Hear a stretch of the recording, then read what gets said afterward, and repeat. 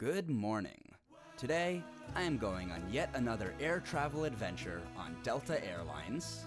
I get a free upgrade to Comfort Plus, and I take my first trip on an Airbus A220-100. Please join me as I make my way to Salt Lake City.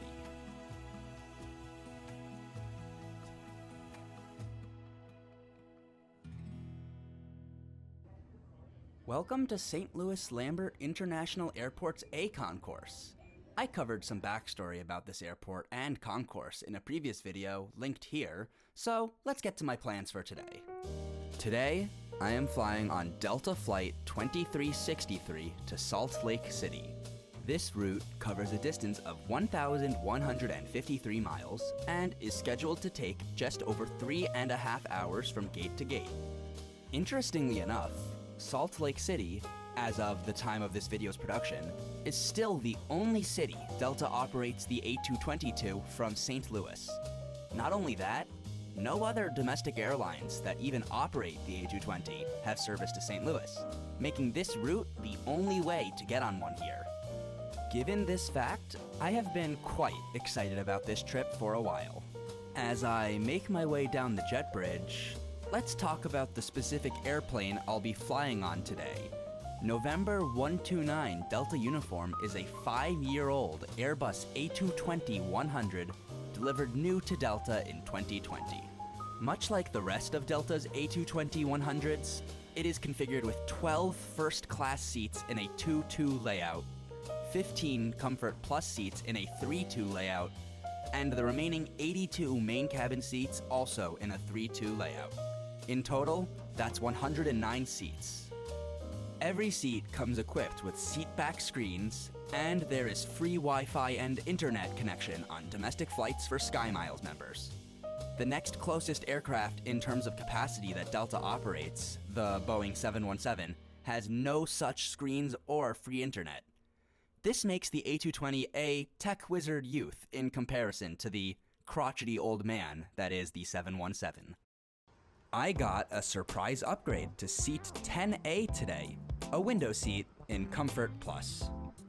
I had an excellent amount of legroom, even with my overly large backpack for this trip underneath the first class seat in front of me. According to Delta, the Comfort Plus seats on the A220-100 have 18.6 inches of width and 34 inches of pitch. Overall, I found this seat more comfortable than the Comfort Plus seats on their 717s, with the unfortunate downside of under-seat bag space being slightly limited and misaligned due to me being in a bulkhead seat right behind first class. Another slight annoyance was the lack of a seat-back screen or tray table from being in the bulkhead. Instead, I had to wrangle with a stowable arm with a screen on the end, and a tray table stored inside of my armrest that took away some of my room to spread out. Make no mistake though, even main cabin seats on the A220 benefit from this 18.6 inches of width. In some cases, the Comfort Plus and main cabin seats on the A220 range from slightly wider up to 2.25 inches wider than the Comfort Plus and main cabin seats on all of Delta's other aircraft. They even clock in at wider than the Premium Select seats on every Delta aircraft which operates the class, other than their 767s. That value proposition alone makes going out of your way to fly exclusively on A220s a no-brainer for comfort in economy class travel. Before long, we were pushing back from gate A4, the flaps and slats were extended, and it was time for the aircraft to be de-iced.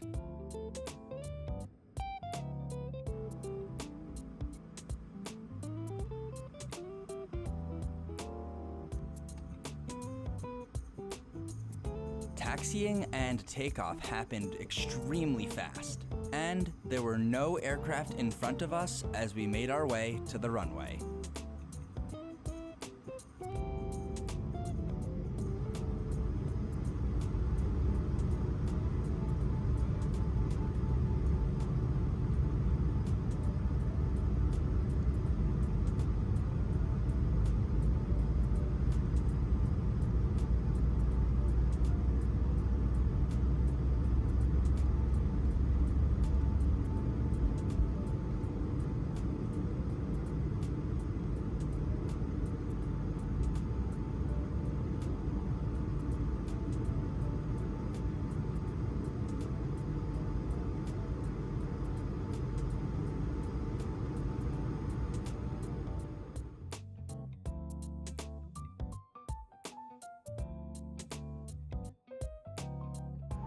After checking out some of the options for what was available to watch, I decided to watch a documentary Delta had made on how they pulled together and survived the pandemic. It's things like these which show the human side of an airline, something which is very much lacking in the rest of the United States' commercial aviation industry at the moment, especially with Southwest being gutted by an activist investment firm. I also just can't resist quality long-form aviation content. The documentary is called The Steepest Climb, if you're interested in watching it. At the very least, I would highly recommend it. I had sun chips and one of these triple berry crumble bars when the flight attendant came by with snacks. I seriously need to find out where to buy these bars. It was insanely good. The next thing I watched was this masterclass episode, done by Ed Bastian, the current CEO of Delta. I've seen a lot of people trashing it online, but as someone who has studied business and leadership, I enjoyed it and agreed with a lot of what he had to say.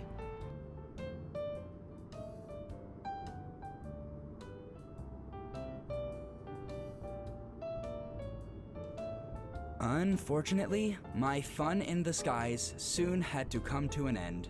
Despite a 27-minute delay that we accrued during boarding and de-icing, we had easily made up that time in the air.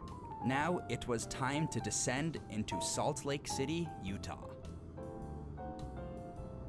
However, one last surprise I got was a personal thank you, addressed by name, from the flight attendant for being a Silver Medallion member and continuing to fly with Delta.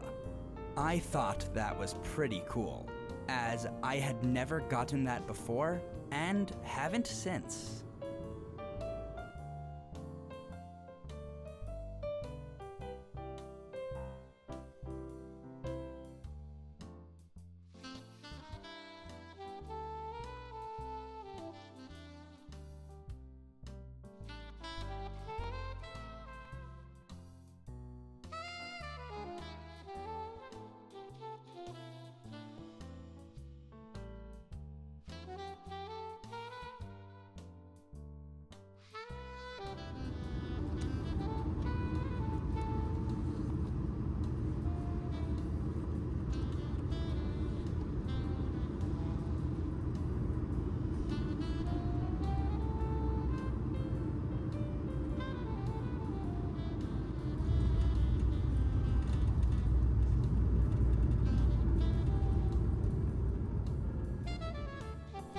The landing was super smooth, and it didn't take us much longer to get to the gate from here.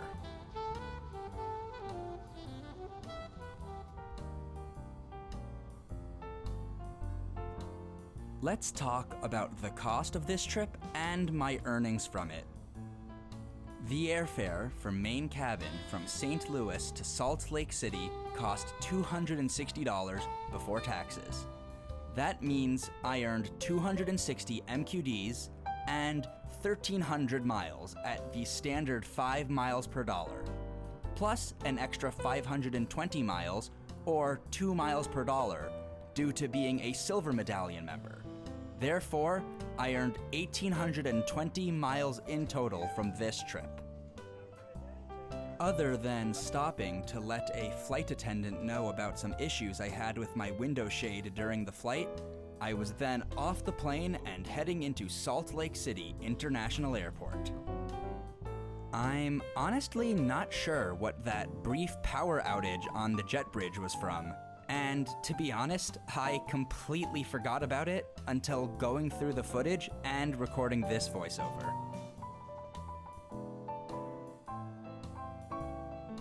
This is gate A14, and here's the plane I just got off of.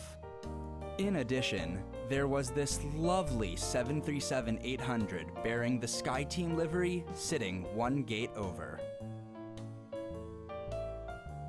I then spent some time wandering around the airport, looking at some wide-body aircraft,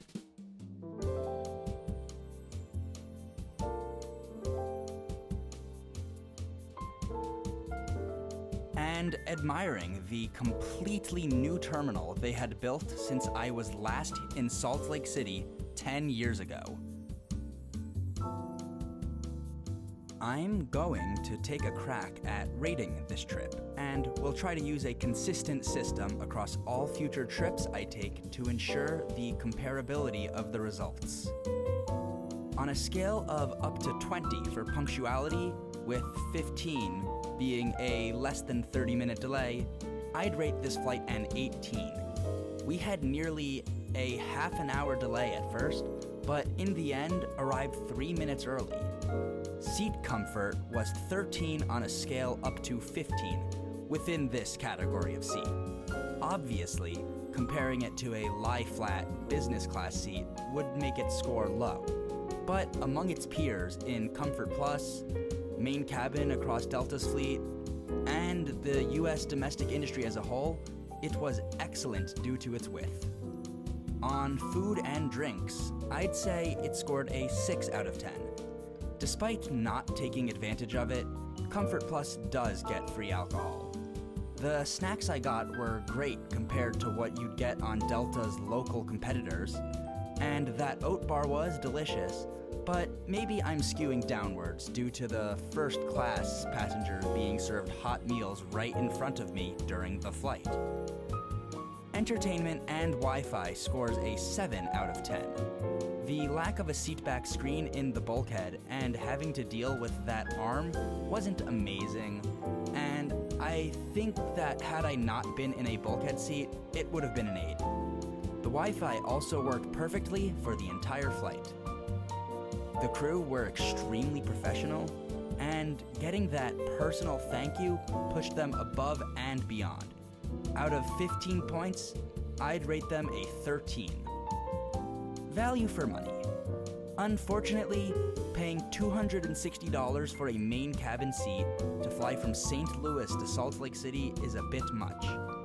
Delta was cheaper than the other options and the only nonstop, but even if you remove it currently being skiing season from consideration, it's still a lot. At the time of filming, the same flight, but in 2 months, so May, well past skiing season, is only $30 less. For that reason, I give Delta a 6 out of 10 here. The level of service is definitely keeping the pricing afloat, and that's with me getting upgraded, so take that with a grain of salt. For the overall experience, I'd say this was an 8 out of 10. The wider seats, attentive flight attendants, decent snacks, and the age of the aircraft all came together to make me enjoy the flight very much. In total, this trip scored a 71 out of 90. The missing 10 is because I did not check any bags. Do you agree with this rating? Let me know what you think it deserves. I'm very curious to hear what you think. And so, as I get settled in to watch some aircraft move around the tarmac, I'd like to ask you to leave me some feedback in the comments below. How did I do with this video? Did it get too slow or boring at any point? If there's something I can do to produce better content, I'll gladly do it. Please, and only if you think I've earned it, give this video a like, and maybe even subscribe to my channel too. You can also go to the description and click on the link to a playlist of all of the videos I have made. I think that's all for today. Thank you for watching, and I hope that you enjoyed.